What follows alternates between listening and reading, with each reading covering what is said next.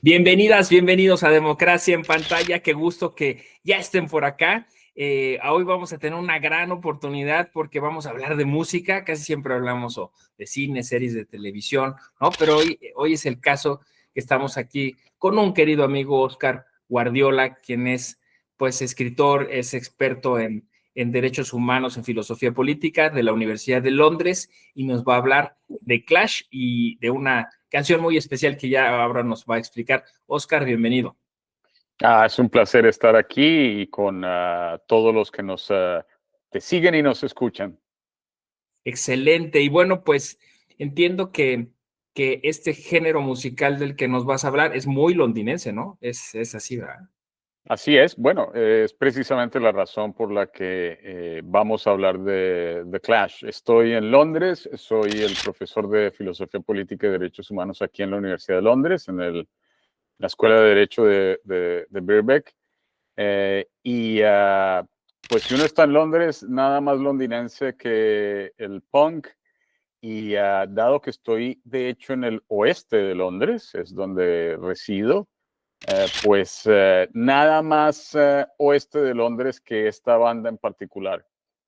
The Clash se originó en junio del 76, cuando dos estudiantes de las escuelas de artes que en ese momento, a finales de los 70, se estaban popularizando, ¿no? Es un efecto de la expansión de la educación en general y de la educación estética en particular entre las clases trabajadoras. Es un fenómeno reciente aquí en Gran Bretaña, y es precisamente eso lo que explica que dos compañeros que vivían aquí en el oeste de Londres, más específicamente en una zona que se conoce como Ladbroke Grove, aunque muchos suelen confundirla con Notting Hill. Son zonas aledañas, son zonas aledañas, pero quizás la segunda denominación es más conocida por una pésima película.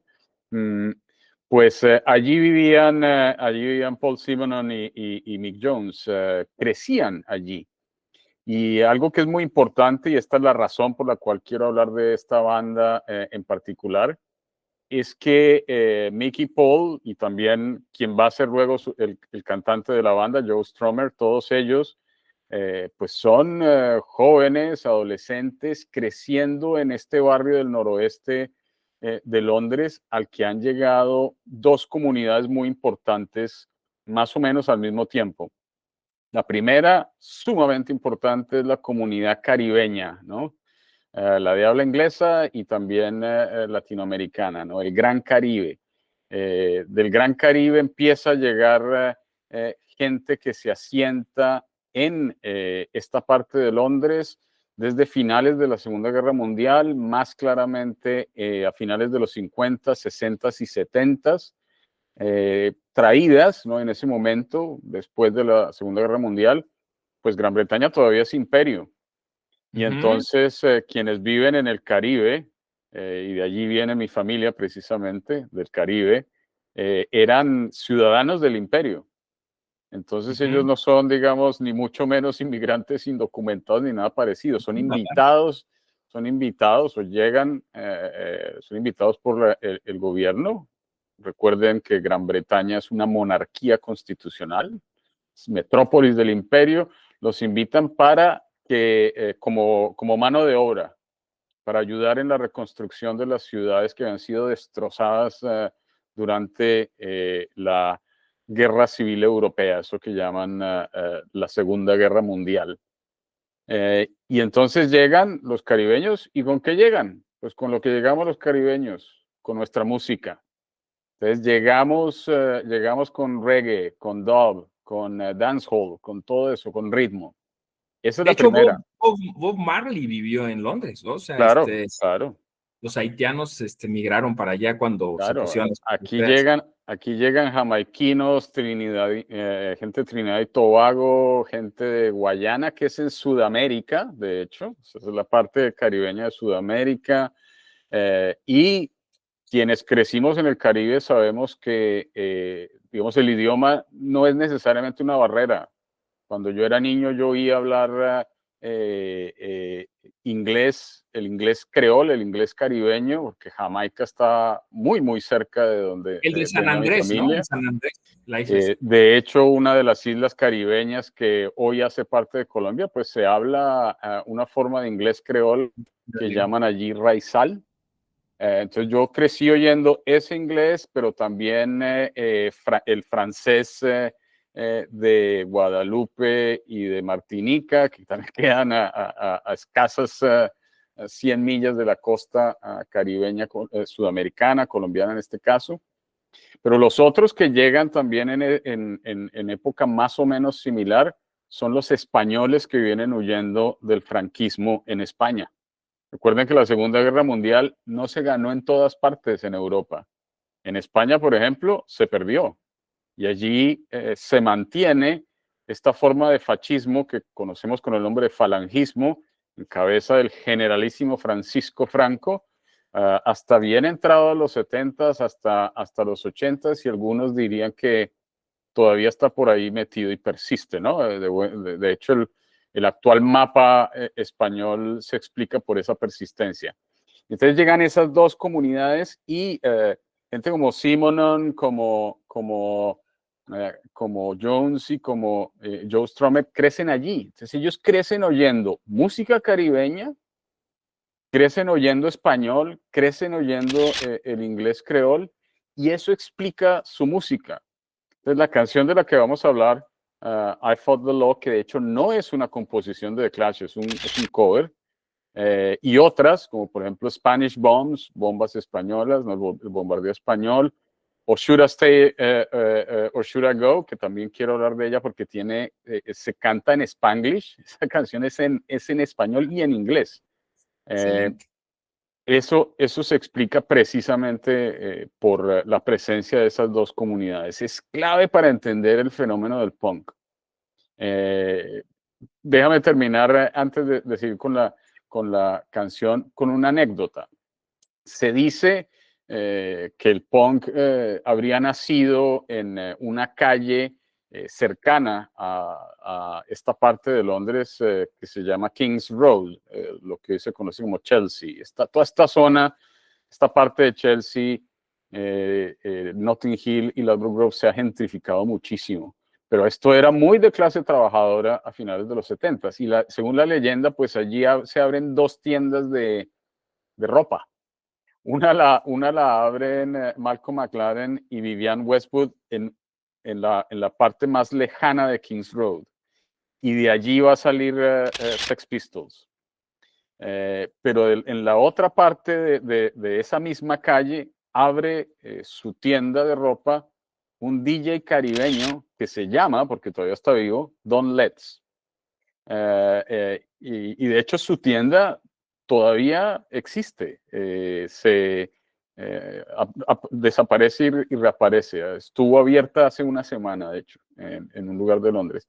Y Don Letts, ¿qué pone? Pues Don Letts pone, primero, DJ. ¿Qué es ser un DJ? Es poner dos turntables, ¿no? Dos mesas de disco, conectarlas a parlantes, y empezar a mezclar las canciones.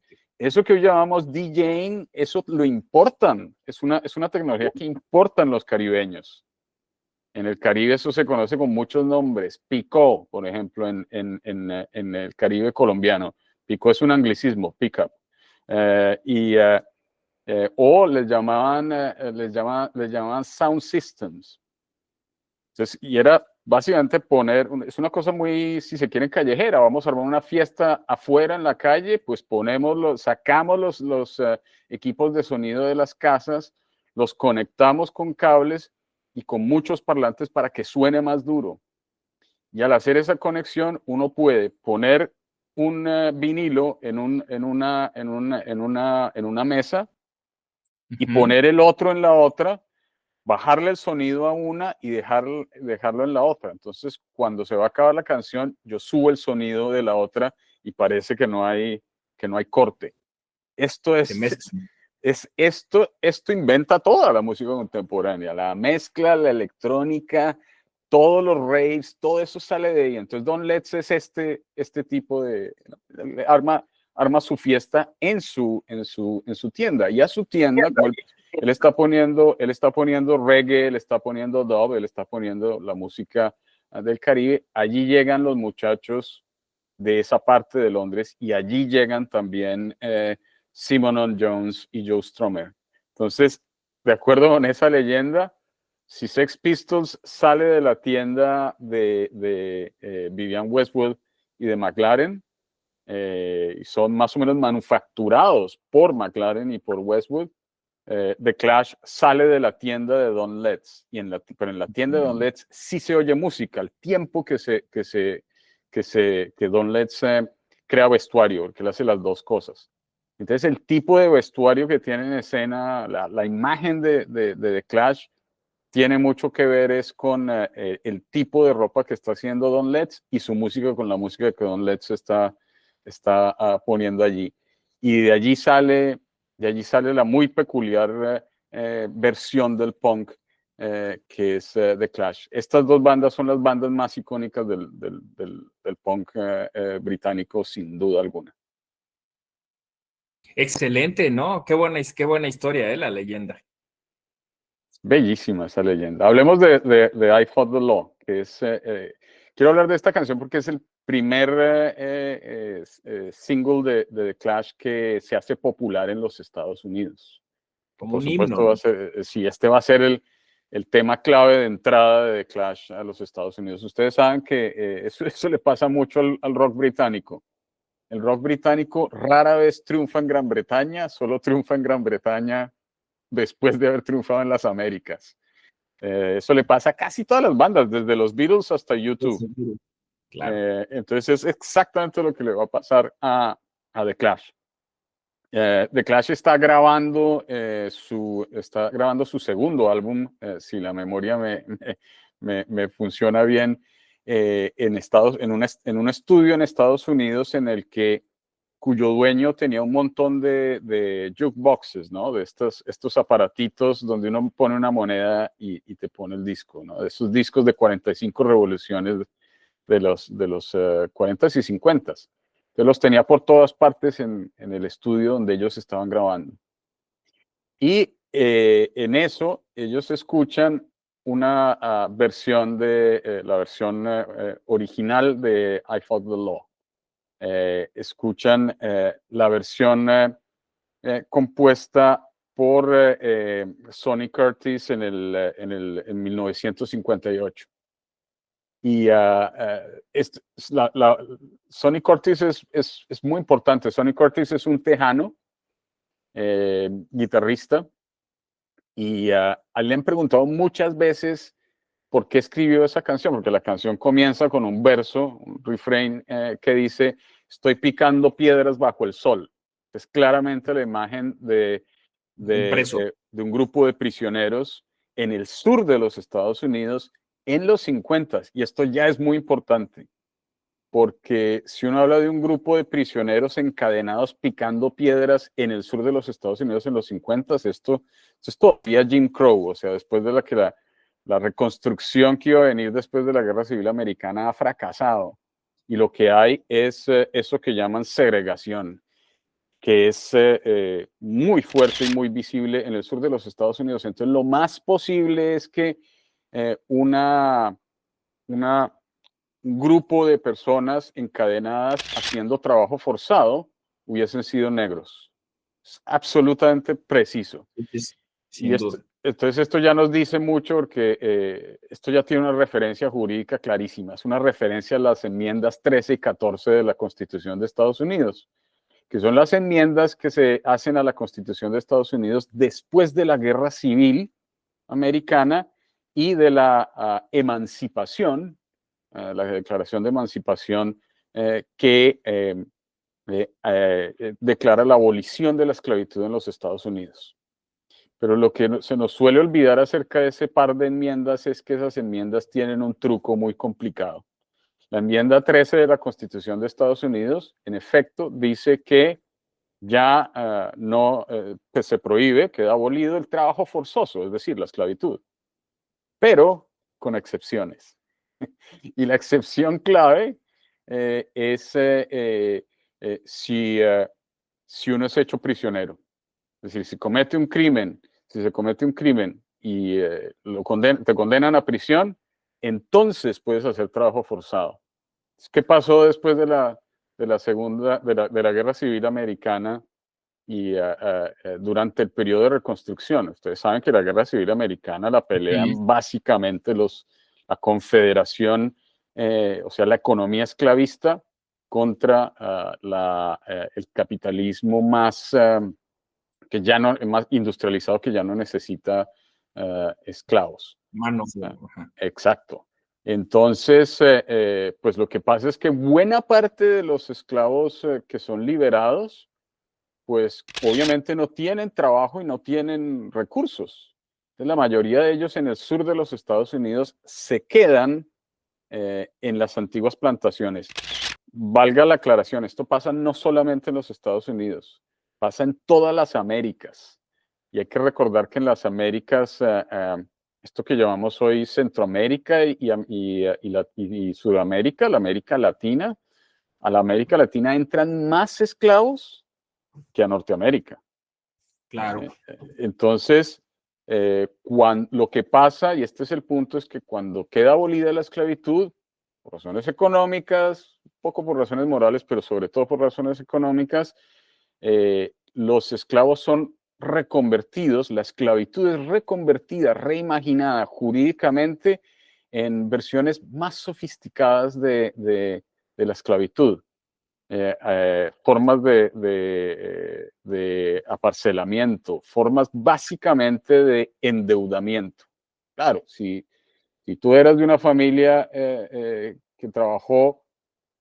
dio su trabajo gratuitamente como esclavo, y de pronto te dicen eres libre, no tienes trabajo, pues te quedas usualmente en la plantación, en la mina, trabajando para el antiguo amo. Pero esta vez el amo te cobra la comida, te cobra la parcela para... Exacto. Entonces te la cobra, pero no tienes cómo pagarla, entonces te endeudas. Y el endeudamiento se termina volviendo, Generacional. exacto, se vuelve eterno. Y el endeudamiento entonces muchas veces se convierte en o bien un crimen él mismo, o bien mediante formas civiles, mediante otras formaciones, incumplimientos de contrato, etcétera, y ahí empiezan a entrar miles, cientos de miles, antiguos esclavos empiezan a ser criminalizados. Entonces, eso explica ese primer verso. Ese primer verso hace una referencia a la esclavitud y a la persistencia de la esclavitud en las nuevas formas de endeudamiento que van a dar como resultado el capitalismo financiero en el que vivimos hoy. El segundo verso de esa canción, que es el que canta The Clash con mayor fuerza, es precisamente no tenía dinero y necesitaba dinero, entonces me enfrenté a la ley. I fought the law. Y aquí viene la peor. And the law won. Y la ley gana. O sea, yo me libero de la esclavitud, claro, me encuentro en una situación en la que o bien me endeudo, o si no tengo dinero, pues tengo que conseguírmelo de alguna manera. Eh, Robar comida, por ejemplo, pero eso es robar, entonces es un crimen. Entonces, si me declaran criminal, vuelvo a ser un trabajador forzado, vuelvo a la situación de esclavitud, solo que ya no se le llama así. Y ese es el tema de la canción. Como dije antes, a Sonny Curtis le han preguntado, ¿usted en qué estaba pensando? Y él dice, no, yo no me acuerdo. Yo me acuerdo que estaba en el suroeste de Texas, allí vivía, sur de los Estados Unidos, durante una tormenta de arena. Entonces, la imagen es muy poderosa, porque la canción es muy visual. La imagen es en el primer verso, este grupo de esclavos y en general el paisaje del norte de México o del sur de los Estados Unidos, que es el desierto. Gran desierto de Sonora, etcétera, etcétera, todo hasta Baja y Alta California. ¿Y allí qué hay? Pues allí lo que hay son tormentas de arena y polvo todo el tiempo. Y de eso es de lo que se acuerda a Sonny Curtis cuando escribe la canción en el 58. Él la escribe para su banda, y su banda son los Crickets. Y esta banda es muy importante en la historia del rock, porque el líder de esa banda, el cantante de esa banda era Buddy Holly. Y Buddy Holly, ustedes, los rockeros duros entre ustedes se van a acordar, porque Buddy Holly muere en el famoso accidente de avión en el que también muere el pionero mexicano chicano del rock, ¿no? Ricardo Valenzuela, mejor conocido como Richie Valens. Ambos mueren en el mismo, el autor, el autor pues, cuya más famosa canción es La Bamba.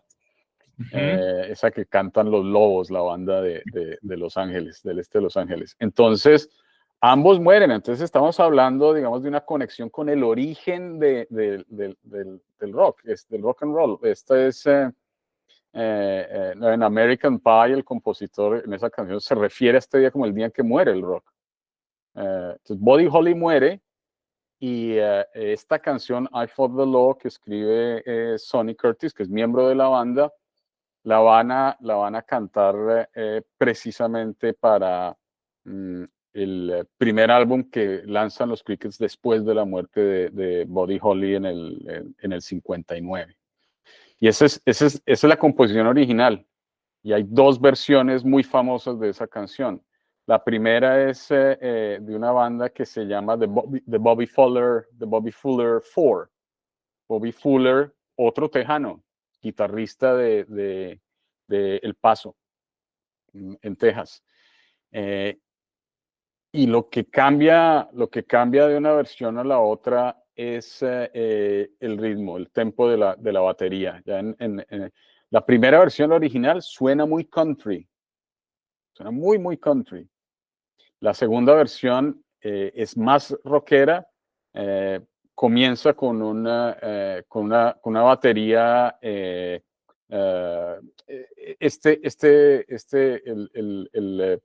la señal de la batería aquí es muy fácil, es por eso también que esta canción la cubre mucho, porque es muy sencilla, ¿no? Es 4-1-4, 4-1-4, toda la canción. Entonces, pues para los que tocamos batería, eso es relativamente fácil de tocar, es una de las primeras cosas que yo medio aprendí. Y sí, este 1-4-1, que se parece mucho a eso que en todo el Caribe, en las Américas, se llama la clave, ¿no? Y ese ritmo si usted le baja el tempo, es el ritmo del rock. Si le sube un poquito el tempo, es el ritmo de la cumbia, es el ritmo del dub, es el ritmo de la salsa. Entonces, uno empieza a ver cómo todas estas músicas están fusionadas y vienen del mismo lado. Y Bobby Fuller le sube el tempo, ahí está la batería, y luego The Clash casi que imita esa batería, sube las guitarras y le da un significado diferente a la canción. Casi siempre cuando The Clash tocaba I Fought the Law, la seguía con una canción que se llama White Man. En la muy famosa película de Hammersmith Palace, ese concierto, siempre están estas dos. Entonces, es una forma de autodefinirse. Un concepto. Que es exactamente lo que ustedes encuentran en los liner notes de un álbum de The Clash, ¿no? Cuando Joe Strummer dice, ¿qué es The Clash? Pues yo quiero que la gente se dé cuenta que nosotros somos antifascistas, antiviolencia, antirracistas, procreativos y estamos en contra de la ignorancia. Eso es The Clash. Y eso hace The Clash absolutamente relevante hoy, precisamente cuando nos estamos enfrentando precisamente a los fascistas, a los nuevos violentos, a los nuevos racistas, a los que se van contra la creatividad. En Estados Unidos ustedes saben lo que está pasando, y si no lo saben, pues es bueno saberlo, porque lo que está ocurriendo en Estados Unidos en este momento tiene que definirse precisamente de esta forma, ¿no? La actual administración americana está dirigiendo la violencia, el otro punto pues de relevancia para quienes practicamos y estudiamos derecho, el monopolio del uso de la fuerza lo está redirigiendo en este momento la administración contra sus propios ciudadanos, específicamente contra aquellos ciudadanos que se definen, así como define Joe Strummer a The Clash, los que se definen como antirracistas o miembros de un grupo racializado. Y ese grupo racializado usualmente es precisamente el que evoca I fought the law, ¿no? Beige, brown, black, sustancialmente latinos. Eso que en Estados Unidos llaman latinos. Nosotros, pues. Pero Claro. también disidentes, gente que es procreativa. Entonces ustedes ven, por ejemplo, cómo en Estados Unidos hay un ataque contra las universidades, en particular contra pensamiento disidente o crítico en las universidades. Entonces no es una cuestión cromatista, ¿no? No es el color de piel. No es ideología. Acuérdense que el racismo no es una cuestión de cromatismo. El racismo es una forma de dividir y distraer a las clases trabajadoras y a la gente que critica y se opone, al ofrecer una suerte de chivo expiatorio, que incluye usualmente a personas definidas de una cierta manera, o bien por color de piel o por género. Entonces, en Estados Unidos, por ejemplo, también en este momento hay un ataque muy fuerte contra pensadoras feministas, como Judith Butler, ¿no? Que ha sido denunciada por su propia universidad. Y esto es lo otro, ¿no? Aquí empieza a ser todo el fenómeno de complicidad, todo el fenómeno de acomodación de los grandes negocios, del gran capital, frente a gobiernos como este. Esto fue exactamente lo que pasó en la Alemania de la República de Weimar. Hay un excelente libro que yo le recomiendo a mis estudiantes ahora, medio olvidado, pero valdría la pena recuperarlo, un libro de esa época. Es un libro que escribe un jurista muy, muy importante llamado Ernst Frankl, que se llama El Estado Doble, The Double State. Es muy importante, que es el único libro que hace una suerte de crónica, de etnografía de la caída de la República de Weimar y el ascenso del fascismo en Alemania desde dentro, por un abogado que vive esa experiencia hasta el 38. Frankl era un abogado judío, pero logra mantenerse practicando hasta muy tarde, hasta 1938. Y ahí sale. Es lo mismo que pasó en la España de Franco. Es lo mismo que es evocado por The Clash, porque además pues ellos están creciendo en este barrio donde han llegado los caribeños y los españoles huyendo estos últimos huyendo del fascismo, y los caribeños encontrándose con el racismo y el fascismo persistente en Gran Bretaña, ¿no? También en Gran Bretaña, aunque Gran Bretaña lucha junto a los aliados, es un imperio. Entonces mantiene una suerte de fascismo latente que hoy se está volviendo a ver aquí en Gran Bretaña.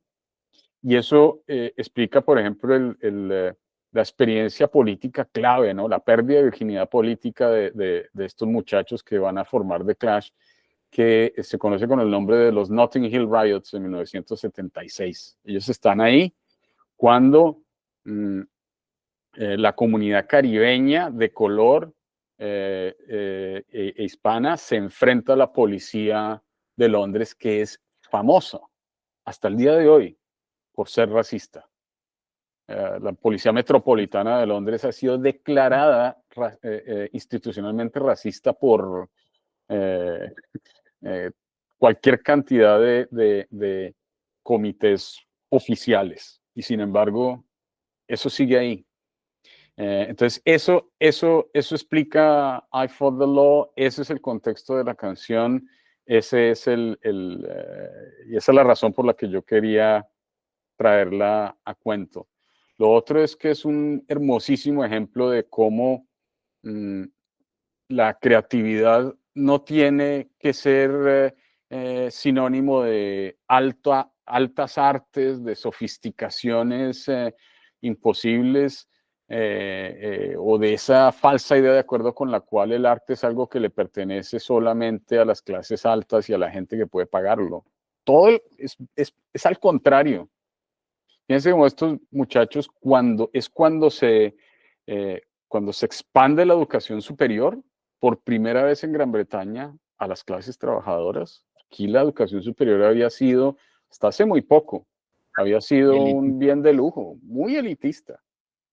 Está volviendo a volverse elitista. Hay mucha gente que quiere volverla elitista. Por eso atacan las universidades, porque claro, si usted va a la universidad, empieza a educarse, empieza a adquirir herramientas para expresar lo que vive a su alrededor. Y esto es lo que le pasa a Simon Dunn, a Mick Jones y a Stromer. Ellos ven el racismo a su alrededor, lo viven, van a la escuela de arte, se dan cuenta que pueden expresarlo utilizando una técnica muy sencilla que se llama cut up, que es cortar y pegar.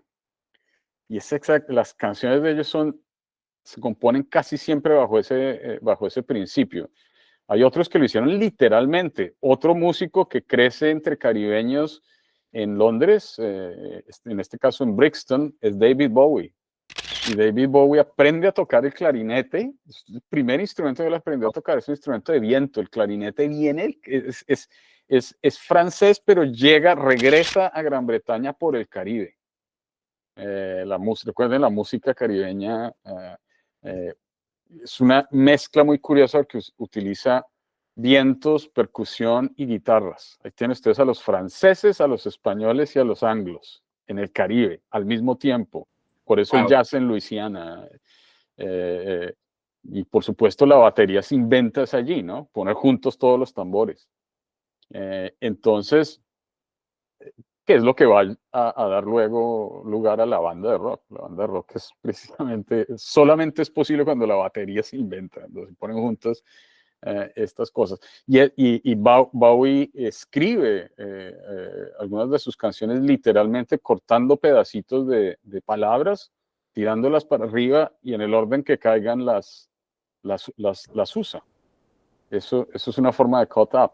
Otra forma de cut up es coger ustedes se acuerdan esa otra tecnología que se inventó en el Caribe, ¿no? Que eran, pues uno compraba vinilos.